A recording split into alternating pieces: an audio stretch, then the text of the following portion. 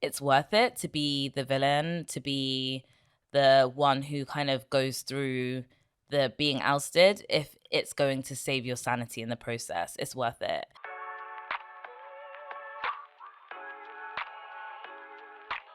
First of all, thank you so much for all your comments and your shares on the last episode, which was like kind of our first episode in this like new revised season where we've got our video, we've got audio and all that good stuff. So yeah, thanks for your comments and just all your encouragement. And yeah, just keep it coming. Don't forget to follow us on TikTok and Instagram. I made a new social platform or social like page for this podcast specifically. So it's at Take What You Need Podcast. And yeah, I just can't wait to see how we grow. So let's get into it straight away. I'm going to ask you if you remember this phrase, which you probably have if you spent like 5 minutes on the internet. And it goes, I got married in Italy. Who performed at my wedding? Excuse the terrible American accent. And for those of you who probably got it right, I feel like people who listen to this podcast probably know where that's from. That is from one of the many viral clips on the Kardashians where Courtney and Kim are basically going back and forth on something or the other. And in this case, it's about like copying and weddings and collaboration with like Dolce & Gabbana and just all that stuff. And you might be wondering, what has all of this got to actually do with this particular episode or this podcast in general? And we're going to get into it. So one of the things that has been on my mind for months, because I've seen it crop up at multiple points this year. And I guess for me, it wasn't really a personal issue that I faced in my own life. So when I started to see these trends, I thought, oh my gosh, like this is a thing. And it was sibling rivalry and the tensions that come up between siblings throughout their lives. Now, I'm definitely not someone who's like, oh, there's a big issue between so-and-so siblings in media and they hate each other, because I also understand, I have siblings myself, like I get it, like siblings fight, that's not groundbreaking.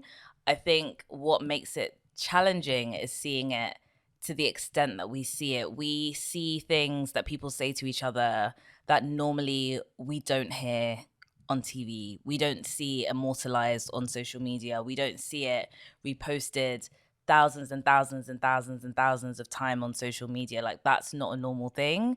And anyway, so that theme started to come up to me a lot, especially like, as I said, in media. And I thought, this is actually like a thing, or is this a thing?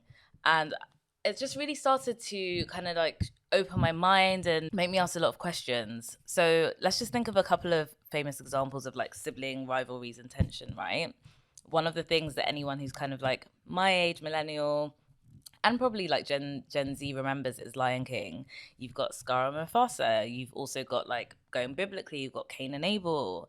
You've got in Succession this year, which I've touched on the Succession episode, you've got all of the Roy siblings at various different points, and there's 4 of them. Sometimes it's like 2 against 1, it's 3 against 1, it's individuals. You've got that whole dynamic. You've also got that in business as well, where the founders of Adidas and Puma are brothers that had a rivalry. That's how it started. There's so many examples. You can probably maybe even think of like maybe your parents or aunties and uncles or family friends where you've heard that there's been like tensions that have risen and lasted maybe a little bit too long in siblings. And finally, you also have it in one of my favorite shows, Real Housewives of Beverly Hills. We've seen it for 10 years, or probably more than 10 years now, worth of content, worth of footage between the Richards sisters in different ways. You've got Kyle in the example that I'm gonna like kind of dig into in a bit of depth in this episode. You've got Kyle and her sister Kathy Hilton. It feels like it's everywhere. And when this theme started to come up for me, I texted a couple of my friends really frantically who also have multiple siblings. And I was like, is this a thing? Like, have you experienced this? Is it normal? Is it something that is going to happen to me? Like, obviously me and my sisters, like we fight and things, but the extents to which people have gone have really made me ask questions. It's not made me judge anyone.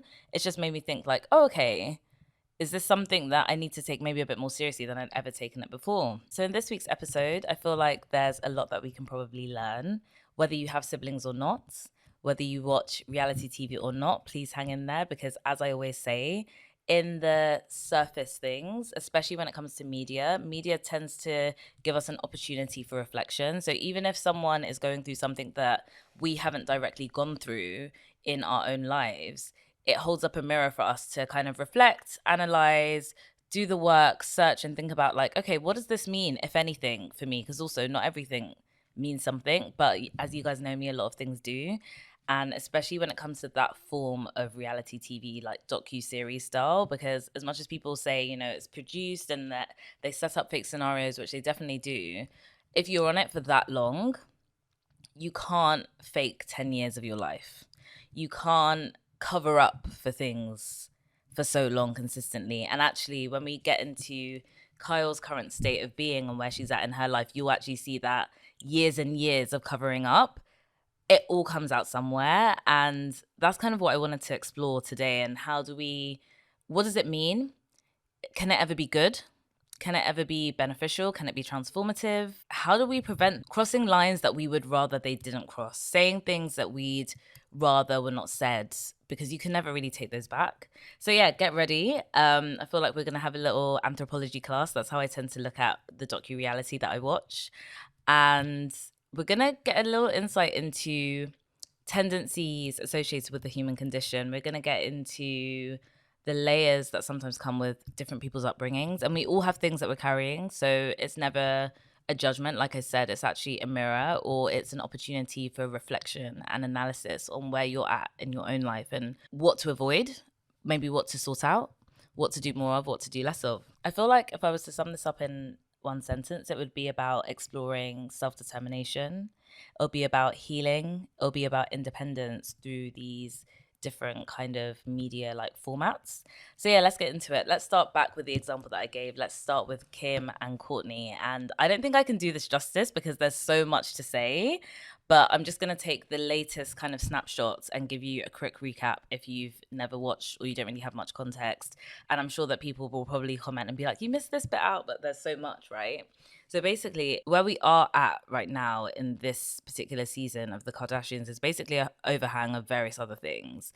And for me, it all started when Courtney really wanted to start going to church and film less and do all this stuff. And this narrative started to emerge that she doesn't want to work and she's not as hardworking as them. And she's, been brainwashed by her therapist and all this stuff. And you start to see ongoing resistance. And I wouldn't even say resistance. She even says it, I think, at one point. She's like, you're bullying me. She says, I don't want to be around people that make me feel bad. And you just basically start to see this whole tension bubble up around someone who has clearly maybe gone through a particular transformation. At that time, she was trying to go to church more, talking about her pastor, and also talking about therapy and trauma, which is something that previously in much older episodes, the family don't really talk about therapy. They don't really have the most supportive view of it. Obviously, like I say, my biggest disclaimer with all of this is that as much as we get a lot of footage from things like docu-reality, we don't know everything, right? So I'm using this think of this as an analysis that you would kind of do in English or drama class with the information presented. This is not me making an assumption about knowing more or less. These are kind of the summaries that are gleaned from the information that we've got with us today, that we have to hand. So she's pushing back and, getting all this stuff around, you don't work hard, you don't do anything, and just kind of starting to be ousted a little bit. And the comments and the viewpoints and whoever's side that people are on social media, it varies quite a lot. And all I will say is that as an older sibling, I really have to say free Courtney, because for me, I think that there are many layers to this, but an angle of it, and I kind of touched on it in the Succession episode with Connor, is that as an older sibling, it definitely feels strange when a younger sibling is kind of asserting that type of authority over you. And I can imagine that feels disconcerting, especially when, as an older sibling, for the most part, you have maybe had to shoulder things that your other siblings haven't even seen. And Connor really highlighted that in Succession. And I think to an extent, with the information that we're given on the show, Courtney was you guys say that I don't want to show my life, I don't want to film, but the first few years were her turbulent relationship with Scott. The first few years, we literally saw her pull her first child out in her own labor. That's all recorded. So it's interesting to, hear this narrative of don't want to work, lazy, when actually a lot of the turmoil, a lot of the drama, a lot of the screen time was on her, and no, we don't know the toll that's taken. And I think that happens with a lot of older siblings. you sometimes feel like your younger siblings, they don't know what you've seen. Now I think that is probably different for me because I'm like a few years older than my siblings. I guess my only thought is also like this is probably also what happens when on some levels with Courtney you're the oldest one, but you're not because you're like a year apart, and they've mentioned other things like someone wore someone's jeans to school and the other person like burst into class and told her to take them off. Like they've always had this like, it's kind of a little bit like Jacob and Esau, and I did not even plan to say this, but it's like if you know the story of Jacob and Esau in the Bible, it's this whole idea of like one person trying to assert themselves and the younger one kind of like usurping their position. And I just think that the fact that that's even something that happens so early on in the Bible, it probably gives us an insight into just that natural dynamic that happens. So Jacob and Esau, they're actually twins, and even in the womb there was that kind of dynamic. And I think it's interesting to reflect that back onto Kim and Courtney, because there's also this dynamic of like siblings that are very close in age, that look alike and meshed together in business, and one is now growing and trying to live a more mindful and more balanced life, and is like kind of being like pulled, and then also being told that, you know, I'm the one that brings in the money, I'm the one that does this, you're not interesting to look at, all these things. And I just think, what does that kind of do to a person? And for me, the key point in this is that evolution, because what happens in every system is that a system is all fine, whether a system is functional or dysfunctional, even if it's the worst system in the world, if everyone's participating in it, there's no conflict. The minute that one element of that system starts to evolve, starts to go against the grain, starts to challenge the status quo, the whole system becomes really inflamed. And I think that's what we're seeing. And that's why I kind of gave the context of the fact that at one point, potentially like Courtney was more operating as part of the group, and has now gone through whatever life experiences that she's gone through, where she's trying to kind of do things for herself, which she actually says in the show, and kind of develop as a person. And now the whole system's like up in flames. And I think that tension is something that even if you don't have a sibling who's 1 year apart from you and all the exact same elements of the challenges that they face as siblings, I think that when you're in a position of evolution, you can sometimes end up becoming the villain in other people's stories. You know, people are used to seeing you behave one way, and suddenly you've evolved. So sometimes people will say things like, oh, you think you're better than us, or you don't hang around with us anymore, or you've changed. Obviously, that's like a big one, right? You've changed. And there may be other things. And probably as I'm speaking, I can imagine that some of you might be remembering like certain things that maybe family members have said to you, et cetera, et cetera. And that tension of being like, yeah, basically becoming the villain in someone else's story, and becoming the person who's like the lazy one, doesn't want to work, or is not being part of the group, or is not supporting the family. You're actually finally probably putting yourself first when you've had this clarity, you've had this evolution, that actually this is the moment where I want to do something different. And I think it's okay to change and evolve, but systems and groups struggle with that. They struggle with that a lot. And all because they're struggling, I don't think it means that you should stop. And I think that while both of them have, you know, both of them are right and wrong in different ways, I don't really have a viewpoint on whose side I'm on, because again, I understand that this is siblings, there's so many layers. I feel like I clearly see Courtney's point of view, and I'm very happy for her to be able to start to go on this journey of like self-determination, for better or for worse, and whether other people like it or not. Because when you're able to do that and do things on your own terms for yourself, and we'll talk about doing things on your own terms in a bit. And I feel like, again, if this isn't your first podcast that you've listened to, you probably know that that's a phrase that I use all the time. I have a free training, which is like how to live life on your own terms. If you've not listened to it yet, it's in the newsletter. So I'll link you to all of that stuff in the show notes. But that is, to me, that's the key to life. Part of life is, like I always say, it's becoming the person that you were before other people's expectations got put on you. So for that, I'm like, you know what? As I said at the beginning, free Courtney, it's worth it to be the villain, to be the one who kind of goes through the being ousted, if it's going to save your sanity in the process. It's worth it. It may not be easy, it may come with a cost, but in my view, it's definitely worth it. Sometimes the call to strip yourself of the hindrances that hold you back are coming from inside the house. They're coming from the familial house. And it's tough, you know, not everyone's going to like it. There'll probably be tears on both sides. There'll be frustrations. But for me, freedom is a price that I personally believe is worth paying for. And ultimately, as I always say, you know, when you go to sleep at night, no one, literally no one, no matter how close they are to you, is the person that has to kind of live with the results of all your decisions.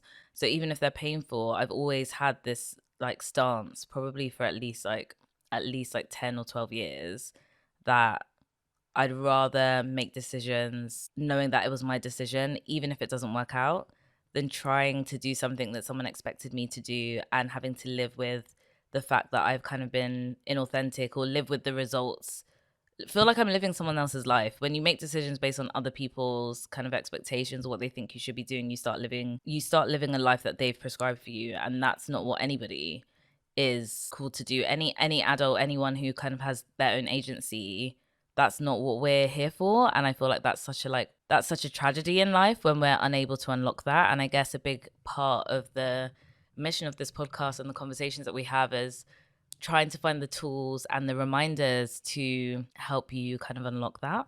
I'm going to just say this disclaimer like really carefully, just because it may not be clear. So let's just say it before we continue, that I'm definitely not advocating cutting people off, cutting ties, burning bridges, rejecting people, letting people down. It's such a fine line, right? There's a fine line between continuing to serve people, and we'll talk about it in a bit actually, serving people and doing what's right, and also being able to like preserve yourself as well. We always use this example in society, which is like, you need to put on your oxygen mask before you help other people. But sometimes when it comes to certain types of relationships, familial ones, romantic ones, suddenly people forget that, and they feel like they're a bad person for being able to protect their own sanity, their own clarity, their sanity, their peace of mind. And it's like, if someone is doing things that erode that, you have to also ask yourself, are they actually being loyal to you as your partner or as your family member? They're not either, right? They're doing something that's continually eroding at your clarity, at your mental and physical well-being, and you probably expressed that in some way, and things haven't changed. And that's when you have to put yourself first. You need to put your own oxygen mask on first as well. And this kind of connects to, probably, this even feels like a bit more deep and profound for me, which is the Kyle Richards on Real Housewives. Mainly because we'll get into the story. I have to give you the context, because I don't think that I had ever really sympathized with her before. I don't think I had really understood, and I think where she's at right now in life has really opened my eyes to this whole concept around, like I said, self-determination, sometimes being like the villain, quote unquote, in someone else's story, and just being able to self-actualize. That's just to self-actualize, and just to let go of all the expectations that are kind of around you. So very, very quick backstory, and I'll still add all the details just so you can catch up if you don't watch it. So basically, Carl Richards is one of the housewives on Real Housewives of Beverly Hills, and she's been on the show from the beginning. So it's been like 13 years or something like that. It's been a long time. And at the beginning, her sister was also on the show with her, one of her sisters. I'll explain that shortly. And in this 13th season, for the last couple of seasons, her other sister, Kathy Hilton, Paris Hilton's mom, has also been on it as well. And you start to kind of see all their sibling dynamics. But I'm actually not going to talk about sibling dynamics yet. I'm going to talk about the fact that in the summer, it was announced that her and her husband were separated. And for people who watch the show, they've always been kind of that dream couple. They were like an amazing couple people really liked, and people were really rooting for them. So it came as a shock. And I don't really follow that many like gossip things. And I always just I listen, but I take them with a pinch of salt. But when I watched the first episode of this new season, which I think you should watch, if you haven't watched Real Housewives, you should message me on Instagram and I'll tell you where to start, because you are in for the time of your life, especially if you're already finding, especially this podcast episode, like quite interesting. But yeah, so we meet her and her husband, and they're having a conversation about her getting a tattoo. And he's like, how many tattoos do you have? I didn't even realize you had that many. And she's like, you should pay attention to me then. Like, how did you not know? And in the confessionals, so those are like the interviews that they do after they've shot, where they reflect on a particular scene. She says this quote, which to me is very, very profound. She says, I'm in a point in my life where I don't have to explain to anyone, including you. She's talking about her husband. I went from doing everything my mom told me to do to being a mom myself. And I just realized that you can do all of that and things will go to insert expletive there. When she said that, I was like, you know what? I'm really happy for her. I'm really happy for her to go on this new journey of trying to figure out and navigate what life looks like when you don't do all the things that people told you, that if you do this and if you're just a good girl and if you're just a good mom and if you're just a good wife, life will be fine, because she did all those things. She was the good sister, and we'll go into the good sister. She was the good wife. She was trying to people please essentially, and realized that people pleasing got her nowhere. So now she's in this phase of like getting extra tattoos. She has a new friend that she's been, following around, and you guys can Google all the gossip that's associated with that. And in that scene where she's saying the thing about the tattoo to her husband, he says, well, don't rebel. And she says, I'm not rebelling. I'm just doing what I need to do. Now, we don't know how long this season of her, like, she's also been working out a lot. We don't know how long this season of like working out and being friends with Morgan is going to last. And to be honest, I think that I'm personally like, that's fine, because when you've come out, she's, in her late 40s or early 50s, when you've come out of 5 decades of living this life of like people pleasing or buying into these aspirations that people tell you that you should want, when you've broken out of that, you might have a phase where you just throw yourself into something completely different. And for me, when she said that, I was like, now I understand these changes that people have been talking and blogging about for literally over a year. And I don't want to sensationalize them. I just want to accept that she's really finding her new footing in this new life. And I think that's a good thing. When she said that, I also understood why her sisters, and I think she says actually in the episode, she says, after everything that happened with my sister last year, I just realized that everything had to change. And those two things happening at the same time, and this is sometimes what happens in life, by the way, like one situation in another area, so for example, in her marriage, will trigger or open up a mirror to the other negative or like challenging themes that are happening elsewhere. So in her relationship with her family members, in the relationships with her sisters. And so here's what she says about her sister. Let's start there, right? So for context, she is the youngest daughter and she has 2 older sisters. And she's talking about her eldest sister, Kathy. She says, I've had so many incidents where my sister called me and lost her temper. When the phone would ring and I see her name, I get sheer panic. I know I'm an adult, but it affects me like a child. I also thought this was very like self-aware. And it sounded like, who knows, it sounded like she started to like do some therapeutic work around it. But anyway, I'm not going to kind of speculate. Like I always say, let's go with the information that's been presented to us. But yeah, so, okay, so now like think about what I said before about like the order of things. The older sibling used to being in charge and now feels like usurped by the younger child, right? So I gave that example with like Courtney being the oldest, but Kim is always kind of has this energy of like, I'm the boss. I can imagine that's like a bit frustrating, right? Well, for me anyway, I should just speak for myself. If it was me, I'd find it frustrating. And now let's contextualize that with Kyle, the youngest, right? And her elder sister, Kathy. So Kathy has had, by the sounds of it, she's always had she's been able to, for so long as the older sister, be able to shout at her sister or set rules and just like make all these arbitrary expectations, and her sister would just desperately fall in line. Like, remember what she said about trying to please people, trying to always be that person, right? So that's been the order for 50 years. And suddenly, because it basically becomes too much, which I think also happens when things get amplified on TV. Like I said, as much as we say that that reality TV is fake, what you can't hide is you basically put yourself on blast, because things that you think are subtle, the audience is watching them and is like, that is obvious that, I don't know, that Kathy's being unreasonable, or that Kyle is obsessed with kind of pleasing her older sister, whatever those things may be. And as a side note, I'm always like, this is why I would love to have a video of my life, not in front of the whole world, because as much as I have like a podcast and I have open social media profiles, I'm actually really private, and I would hate to be on like a show like that. But I would love to be able to watch myself back, because I wonder if the things that I think I'm handling well, like, for example, let's say you're like offended that someone's done something and you think you've handled it really well. Some stuff is like glaringly obvious, and I would just wonder what it would be like to watch myself, basically, because we can never do that. And I think that's also another thing that I love about like reality TV, because you get to kind of do that and then it mirrors your own life. Well, you can look for the mirrors in your own life. And so yeah, like I said, natural order of things. So Kathy gets to do what she wants, arbitrary, harsh to her sisters, all that kind of stuff. That's fine.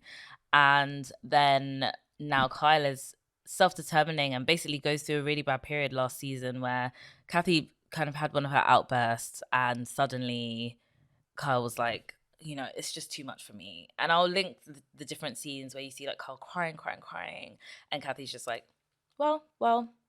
And I mentioned their other sister in the middle, right? I mentioned Kim. And way back in season 1, there's like a very iconic scene where Kim, the middle sister, says to her younger sister, Kyle, like, you stole my house. And the context there is basically like, again, spoiler alert, if you're about to watch it, I would say go and watch the season before you continue to listen. But she says that because Kim, the middle sister, there's lots of Kims in this episode. Kim, the middle sister, was a really successful child actor in Hollywood and was basically able to create financial security for her family as a child, which comes with its own whole levels of trauma that we cannot get into in this episode. But as a result of also being in Hollywood, she suffers with alcohol abuse and addiction. And we don't know that when this scene comes up, but it eventually is revealed in this same scene. So she's saying, you stole my house. And Kyle was like, do you know how much I've done for you? Do you know how much me and my husband have done to support you? And now you're accusing me of stealing your house. And she just says it clearly, black and white. She's like, you're an alcoholic. And by the way that it was said, it was obviously clear that they didn't want that to come out. So it's really tense, and it's really transformative and like really deep scene. And the reason why I'm mentioning it though is because we start to get a picture, like I said, into the order of things. So now back to Kyle. So Kyle is the youngest. So obviously sometimes youngest siblings, they tend to get bossed around in general, right?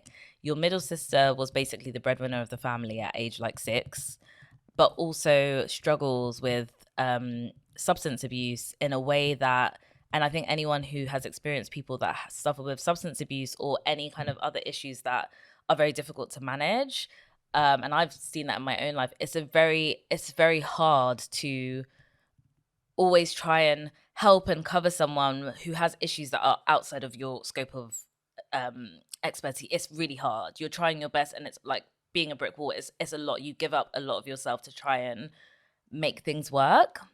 So she's got that in her middle sister. And then in her older sister, she's got this kind of slightly more powerful, domineering character who all three of them have this culture of secrecy and don't say things and keep everything quiet, which becomes another point of contention because Kyle starts to be more open naturally with the show and they kind of hate it.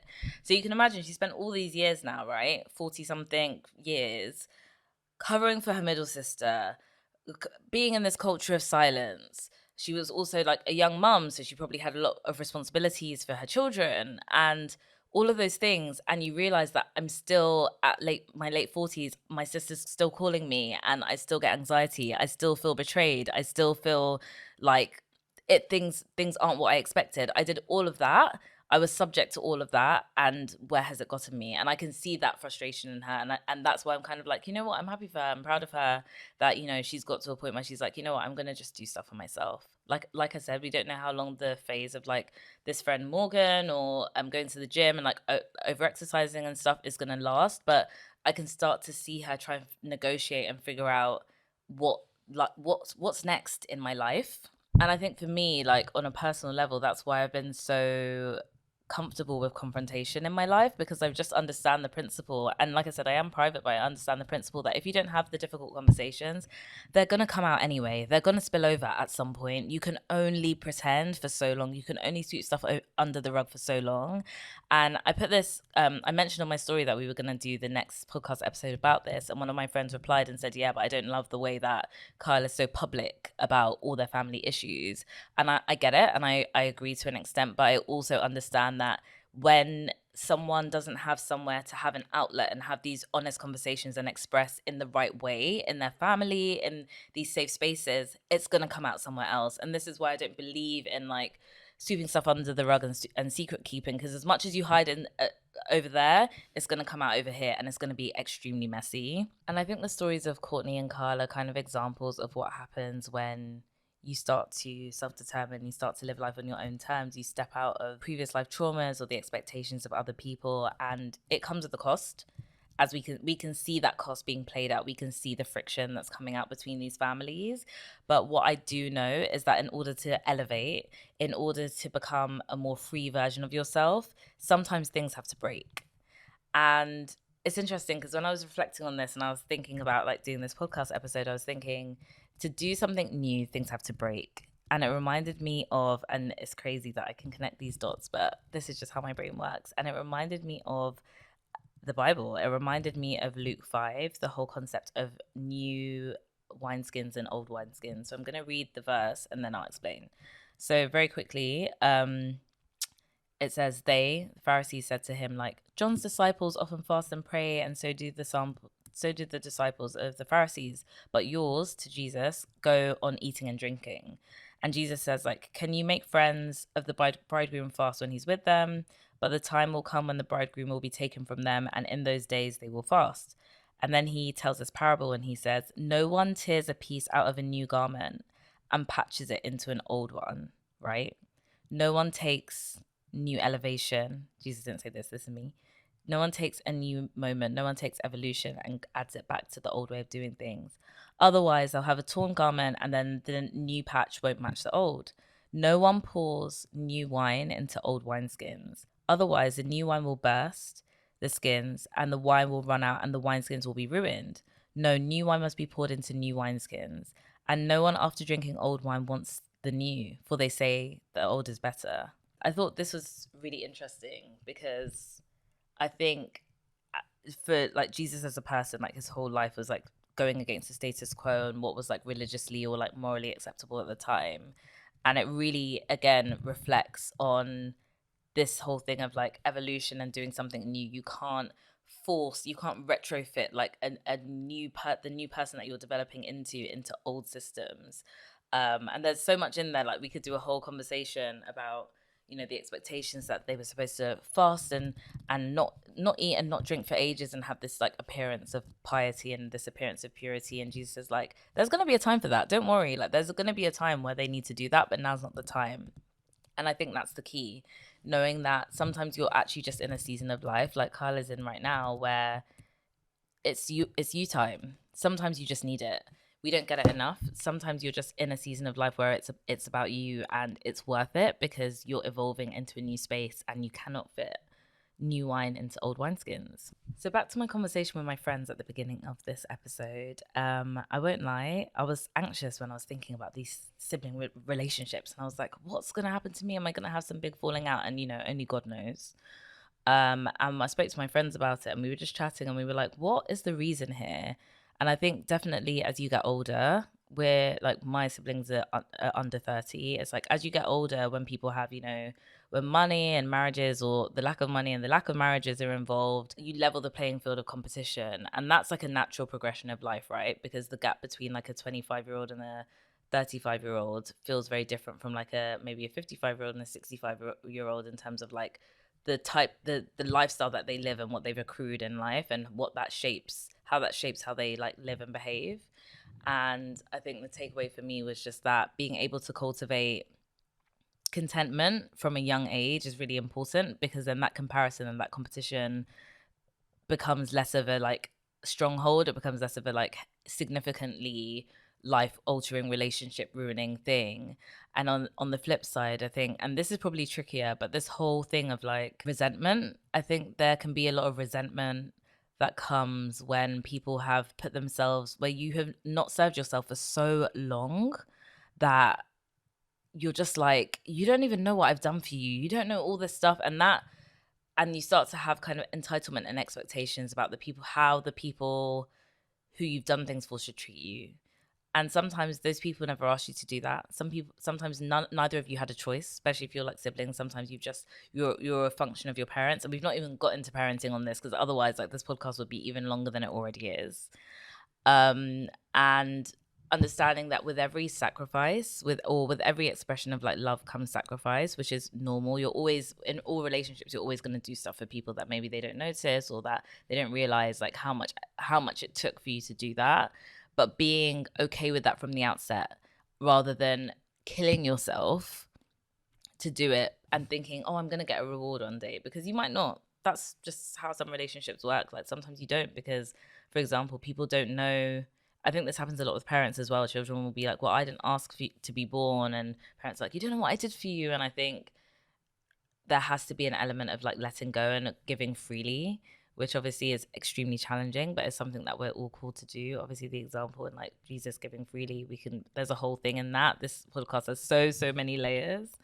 But yeah, I mean, if I could sum it up in like a couple of points, I would say, it's being one, generous enough to give to others freely, but loving yourself intentionally, but two, loving yourself enough to like identify where your boundaries are, just so that you don't kind of basically burn yourself out.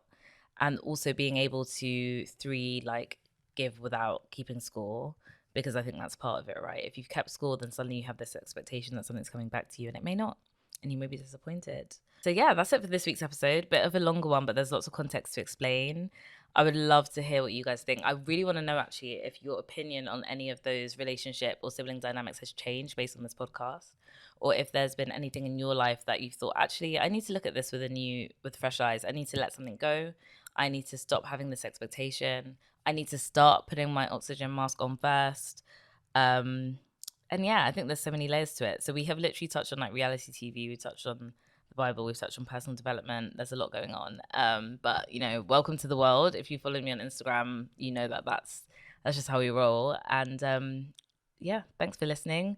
All the good stuff as always. Follow on social media. Let me know your feedback in the comments. We're on YouTube now as well. For those of you that like watching episodes. So yeah, I will speak to you guys on the next episode.